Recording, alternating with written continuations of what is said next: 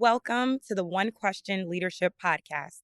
My name is Courtney Lovely Evans, and I have the privilege of serving as the Director of Athletics at Palm Beach Atlantic University. I've had the opportunity to participate in several NCAA leadership development programs that I believe prepared me for the chair, the Dr. Charles Whitcomb Leadership Institute, and Achieving Communication Success. Both of those programs allowed me to meet several thought leaders in our industry, as well as me working on developing my personal leadership philosophy. As a leader, it's important for you to communicate your expectations to your staff. At Palm Beach Atlantic University, we are developing Christian game changers, and it is our desire to be the standard in Division II.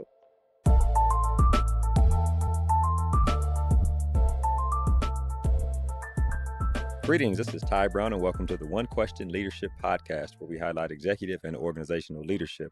Be sure to follow us on Twitter and Instagram at 1Q Leadership.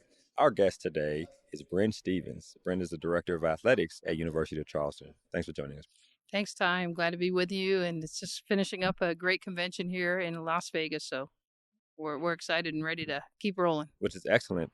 Now, you've been in the chair there for 10 years, I believe, and at that institution for 30 years. Right. Yeah, so I've been at the University of Charleston for 30 years and was a longtime volleyball coach, and then I served as assistant and associate AD, senior woman administrator, and then last 10 years as the AD. Right. Excellent. I want to talk to you about a couple things. The primary line between the two is professional development. You were recommended for this podcast because professional development is your thing, is what I was told. And you put your staff through, coaches and administrators. There are constant programs within the department on professional development. Before you tell me about these programs, because I'm going to ask about them, tell me about why you believe professional development is important, really in any industry, but specifically here in the college athletics industry. Yeah, I think it's about investing in your people, right? So whether they're a head coach, assistant coach, GA, or full-time staff member, part-time staff member, is you want them to know that you love them and that you're going to really help them to grow in their role. And so I'm committed to that and making sure that we provide those opportunities for them throughout the year. And so we do a lot of things with our head coaches and then also with our assistant coaches and staff members. So they seem to like it. And that's one of the things when I do exit interviews as someone leaves our campus, to ask them, what were some of the things we did well? What are some of the things that we can do better? Mm-hmm. They always talk about the power of those professional development sessions. Give me a couple examples of what you do.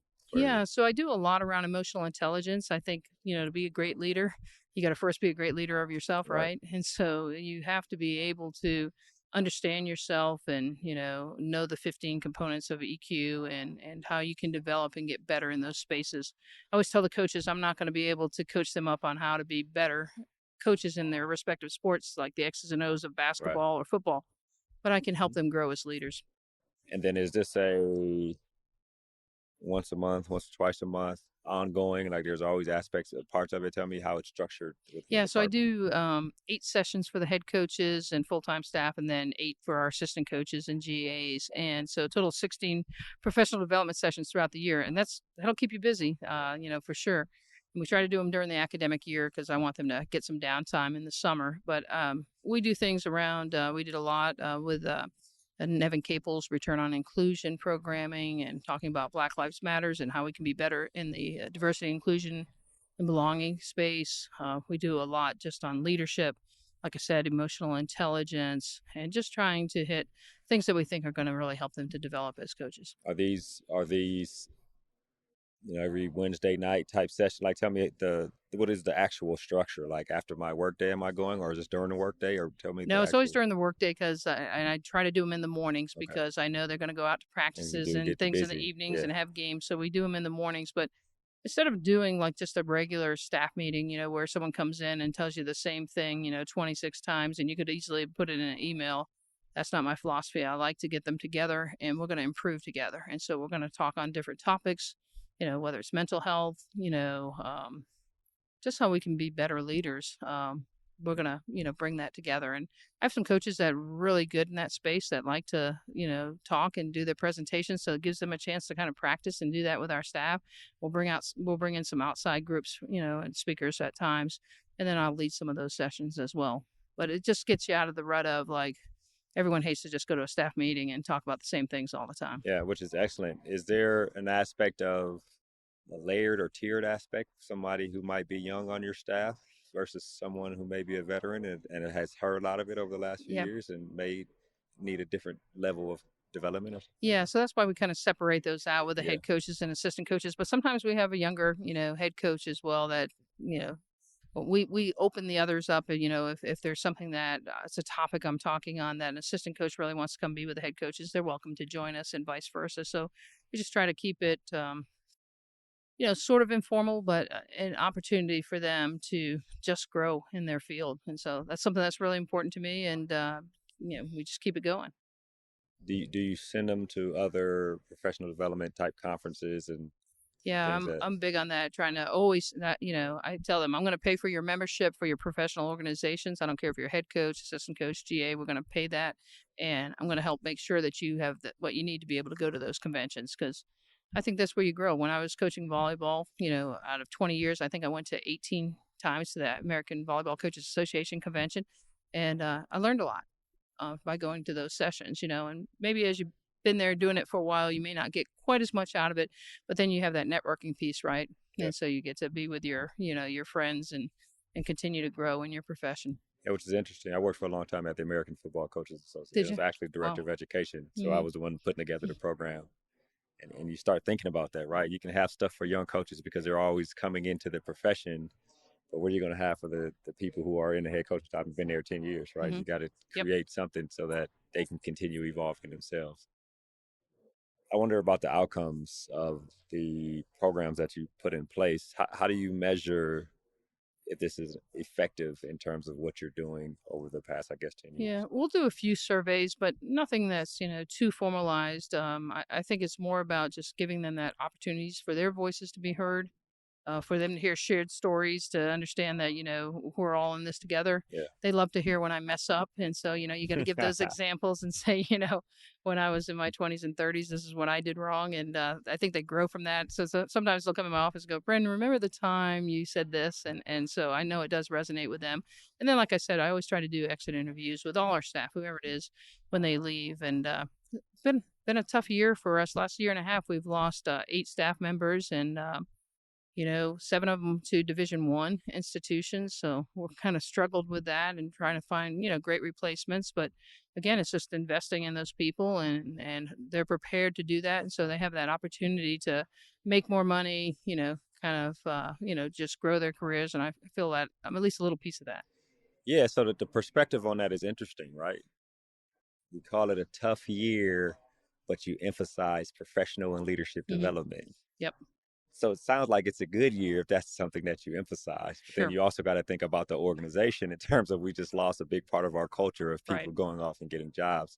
So it may be bittersweet, but I think in terms of developing leaders and getting people ready for wherever they end up, it's probably something to celebrate, right? Yeah, and when you hear back from them, they'll say, we kind of missed that professional development piece, Bren, and we missed that, you were just so open and we felt like we could come in the office all the time.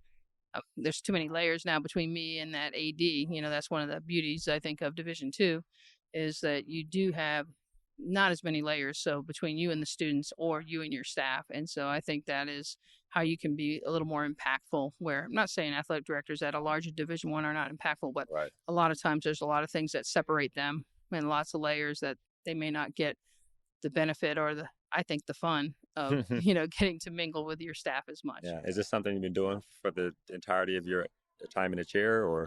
Mostly, yeah. I mean, I didn't start, I don't think my first year, but I think as time go, I was started to introduce it. And then probably the last 5 or 6 years, I've made it like, hey, this is going to be something we're doing every year. We're going to do 16 sessions and we have to change them up. So we have to stay, current. And so coming to conventions and things like this, that gives me that perfect opportunity to listen from, we had some great speakers. We had Dr. Tim Elmore talked about the difference in the generations. And then we had Kevin Carroll.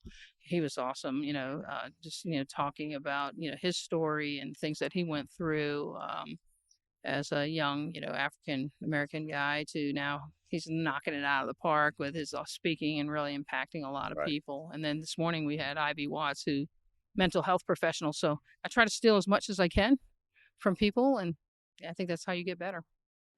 Thinking about when you bring people into the culture, bring Mhm. people into your department. Is there a way to tell if this type of thing will be well received? I mean, professional development is good for anybody, but Right. some people initially may be hesitant to think that I need to go to these Yeah, things. I think like early on, I was a little bit worried about that. Actually, with some of our more veteran coaches, like what were they going to think, you know? And it was actually I started working on. I did an EQ assessment, so I went back to get myself certified to be able to do EQ assessments. And so first time I did them with like my head football coach, head men's basketball coach, I was kind of worried what they would think.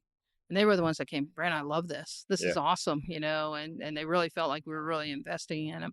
So yeah, when someone new comes in, I talk to them during the interview process. Is this is our culture on campus? Is we're all learning all the time. We're going to keep, you know, trying to improve as leaders, and we don't always have it all figured out. I don't always have it all yeah, figured out and make a lot of mistakes, but hopefully we can, you know, just keep trying to improve and get right. better.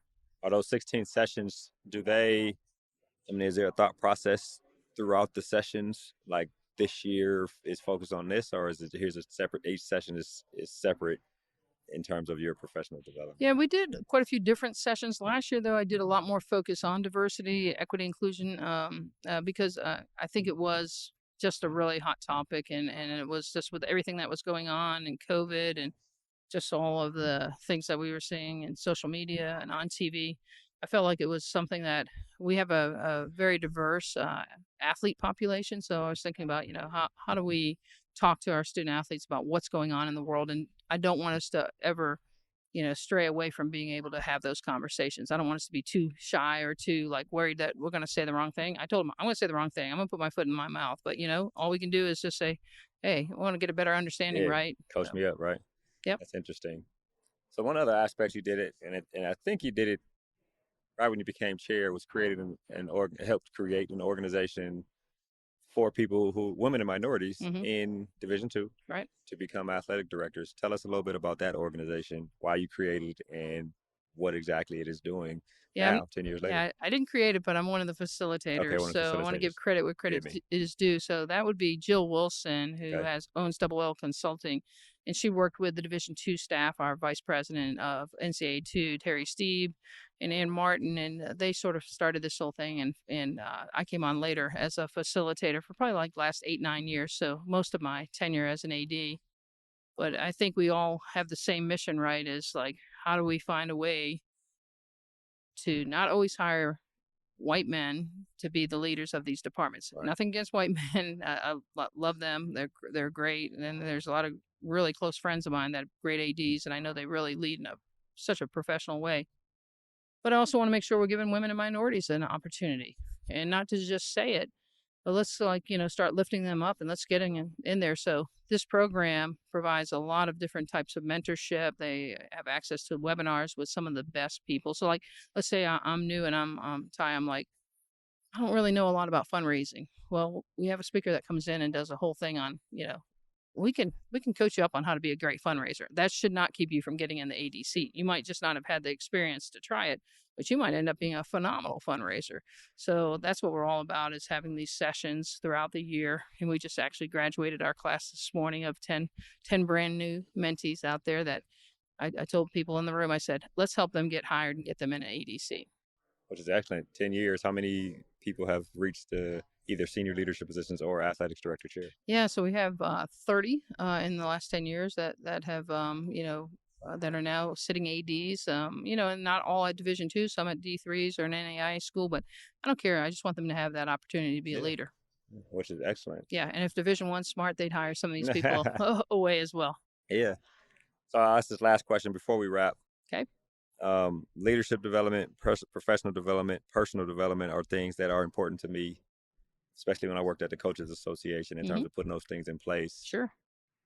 Has that, people who have worked for you, who have gone on to other places, has that become infectious as they become more influential in their career in terms of responsibilities? Do they follow up like, hey, we put this program here, we put this program there? Hey, that's the first part of the question. Second part, do you ever bring them back to be a part of your professional development sessions on campus? Great question. I have not brought them back, but now you're like making me think Let's about go it. entrepreneurial. Yes, See, Tai, you're making me think about this now. So I'm gonna I'm definitely going to implement that, put that in there. But that's a great suggestion. Hmm. Yeah, a lot of them are taking pieces of what we do and are doing that on their own campuses, and just trying to if they're even like say an assistant or associate athletic director at another university D1, they're trying to coach up their AD a little bit. Like, hey, this is what we did at Charleston, and I'm very proud of that. But no, now I got to really think about this. Which is interesting. Well, I have a saying that's a part of my philosophy is that all leaders should ask themselves, is working for you more than just another paycheck, right? Right. And I think working for you is definitely more than just another Well, paycheck thank because you. people are learning how to be better leaders, learning how to be better at what they're doing and what they could possibly do in the future. I really appreciate you joining us here on the One Question Leadership Podcast. Thank you, Ty. And it's just my honor to get to talk to you today and to get to meet a new friend. And thank you so much. Yes, ma'am. That was Bren Stevens. He is the Director of Athletics at University of Charleston. And of course, this is Ty Brown with One Question. And keep in mind, the role of a leader is to create and maintain an environment that people want to be a part of. And as always, be better tomorrow than you are today.